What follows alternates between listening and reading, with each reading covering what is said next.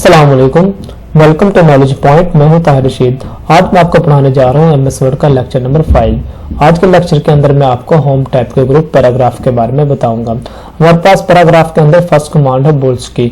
Bulls command basically हमारे पास होती है इसलिए कि जैसा कि हमारे पास समटाइम 4-5 ऑप्शन या पॉइंट्स होते हैं, हम उनको शो कराने के लिए बुल्स की कमांड अप्लाई करते हैं, या अदर हम हेडिंग वगैरह को भी शो कराने के लिए हम बुल्स की कमांड का यूज करते हैं। तो हम किस तरह किसी भी पैराग्राफ या हेडिंग पे बुल्स की कमांड अप्लाई करेंगे, तो उसके लिए हम सबसे पहले उस पैराग्राफ या उस हेडिंग को सिलेक्ट करेंगे। जैसा कि मेरे पास यहाँ पर पैराग्राफ लिखा हुआ है, यहाँ पर इस पर पहले ही ऑलरेडी बुल्स की कमांड अप्लाई है। मैं यहाँ से इसको पहले यहाँ से रिमूव करता हूँ और यहाँ पे न्यू कमांड अप्लाई करता हूँ।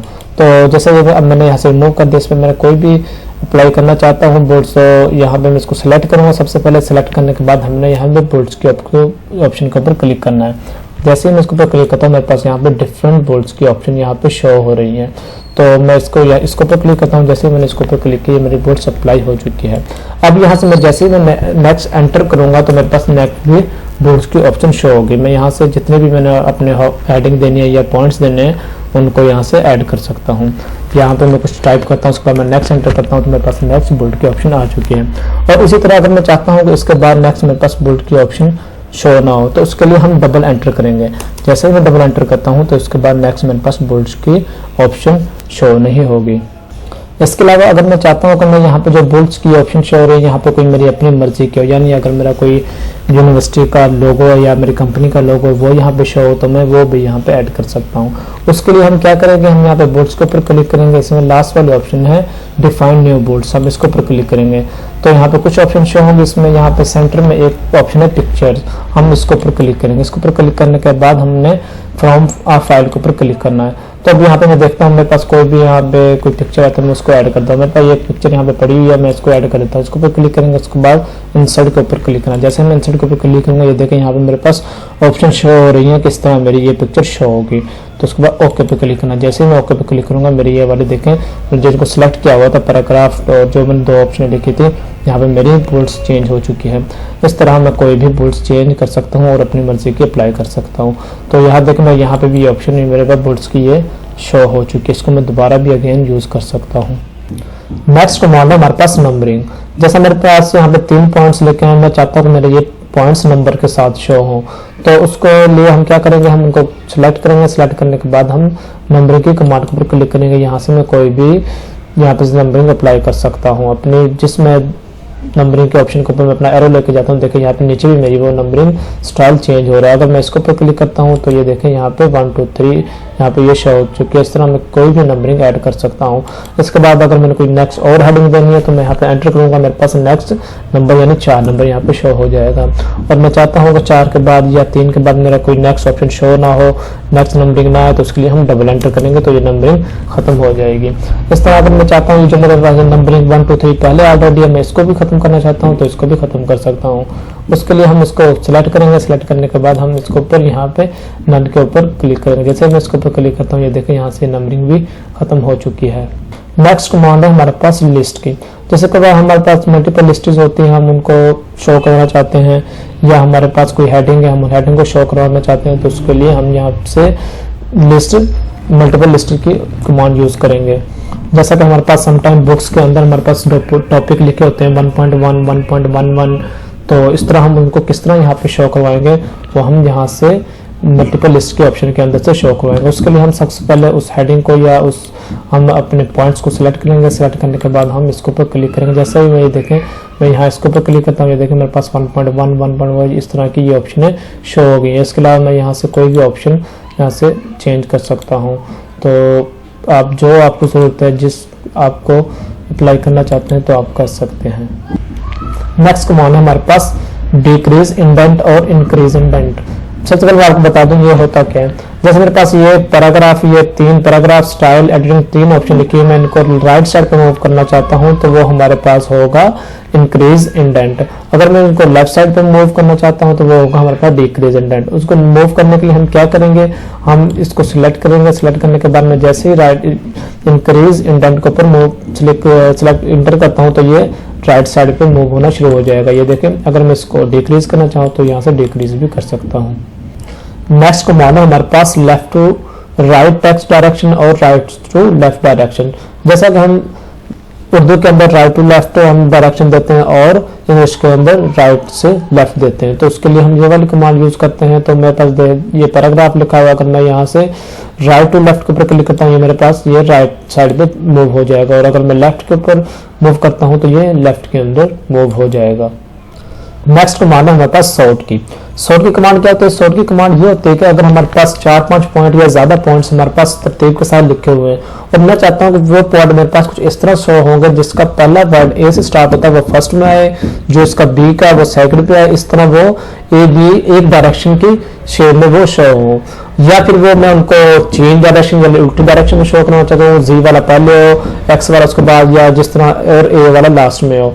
तो मैं इस तरह कोई भी यहाँ से डायरेक्शन देना चाहता हूँ तो उसके लिए हम सॉर्ट की कमांड यूज करते हैं। जैसा मेरे पास यहाँ पे पैराग्राफ लिखा हुआ, स्टाइल लिखा हुआ, एडिटिंग लिखा हुआ, फॉन्ट लिखा हुआ और क्लिपबोर्ड लिखा हुआ, मैं चाहता हूँ मेरे पास ये ए से जी की डायरेक्शन में यहाँ पे शो हो, जिसका जो पहले आता है वो यहाँ पे पहले शो और जो बाद में आता है वो बाद में शो। उसके लिए हम क्या करेंगे, सबसे पहले हम उन ऑप्शन या उन अपने पॉइंट्स को सिलेक्ट करेंगे। सिलेक्ट करने के बाद हमने सॉर्ट की ऑप्शन के ऊपर या कमांड के ऊपर क्लिक करना है। जैसे हम इसके ऊपर क्लिक करेंगे मेरे पास कुछ ऑप्शन यहाँ पे शो हो रहे हैं। इसमें राइट साइड पे कुछ ऑप्शन है असेंडिंग और डिसेंडिंग। अगर हम ए से जी की डायरेक्शन में शो कराना चाहते हैं तो फिर हम असेंडिंग के ऊपर क्लिक करेंगे। अगर हम जी से ए की डायरेक्शन में शो करवाना चाहते हैं तो हम फिर डिसेंडिंग के ऊपर क्लिक करेंगे। मैं यहाँ पे असेंडिंग के ऊपर क्लिक करता हूँ और उसके बाद हमने ओके पे क्लिक करना है। जैसे मैं ओके पे क्लिक करता हूँ, ये देखिए मेरे पास सी पहले आता है, एबीसी में सी आ गया, उसके बाद ई आ गया, एफ पी और एस, इस तरह मेरे पास ए टू जी की डायरेक्शन में ये शो हो गया।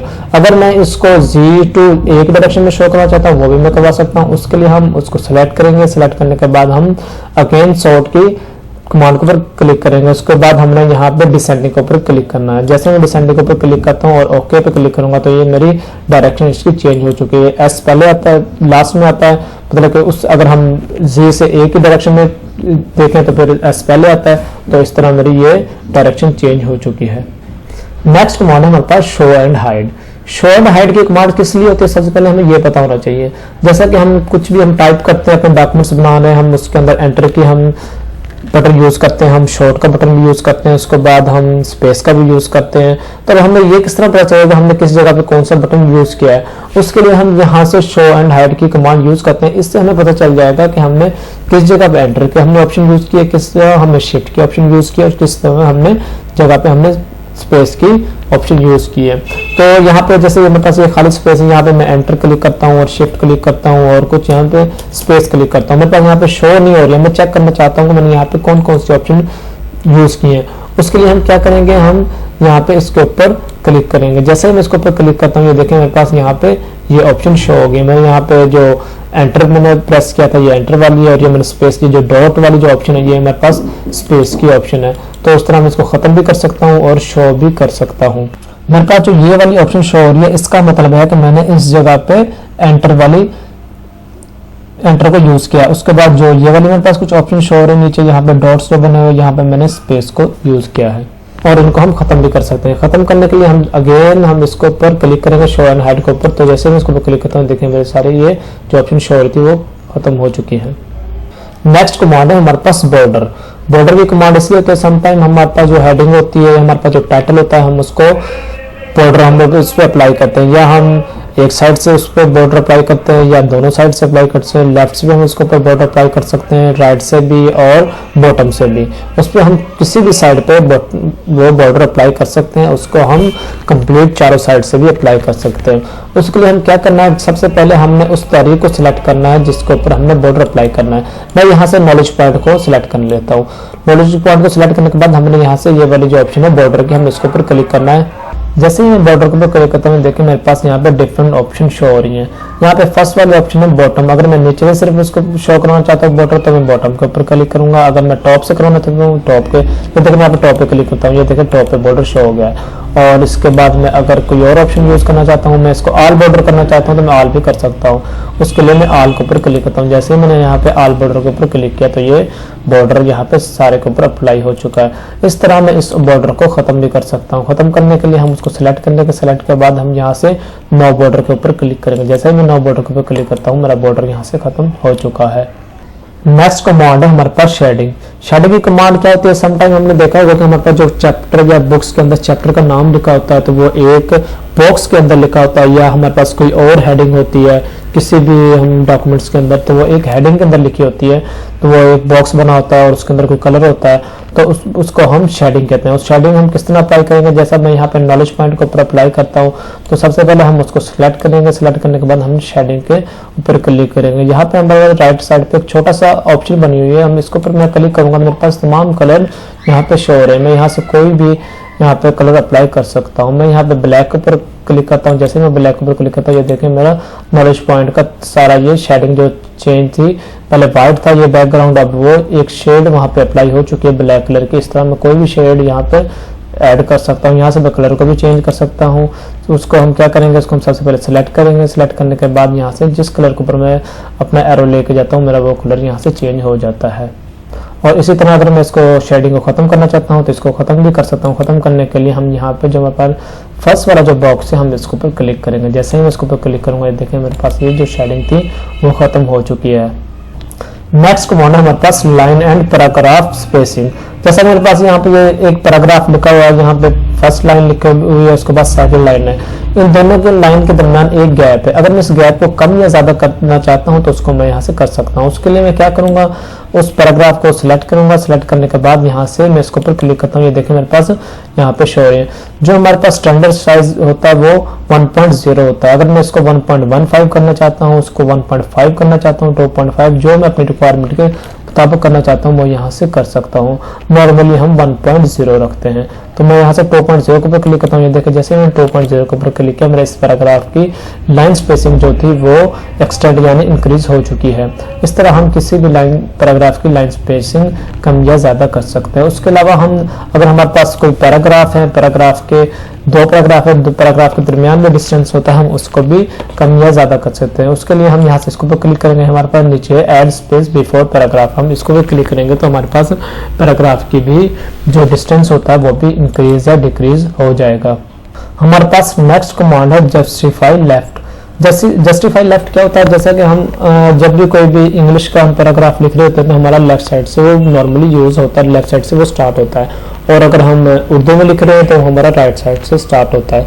तो हम इसको, जैसा मेरे पास ये एक पैराग्राफ लिखा हुआ है, इसकी यहाँ से जो तरतीब है ये डिफरेंट है, ये खराब है, तो इसको मैं सेट करना चाहता हूँ। मैं चाहता हूँ कि मेरे ये तमाम जो लाइनें लेफ्ट साइड एक ही डायरेक्शन, एक वो पॉइंट से स्टार्ट हो। तो उसके लिए हम इसको सिलेक्ट करेंगे। सिलेक्ट करने के बाद हम यहाँ पे जो पहली ऑप्शन है लाइन लेफ्ट, इसके ऊपर क्लिक करते हैं। देखिए तमाम लाइनें लेफ्ट साइड से एक ही पॉइंट से स्टार्ट हो रही है।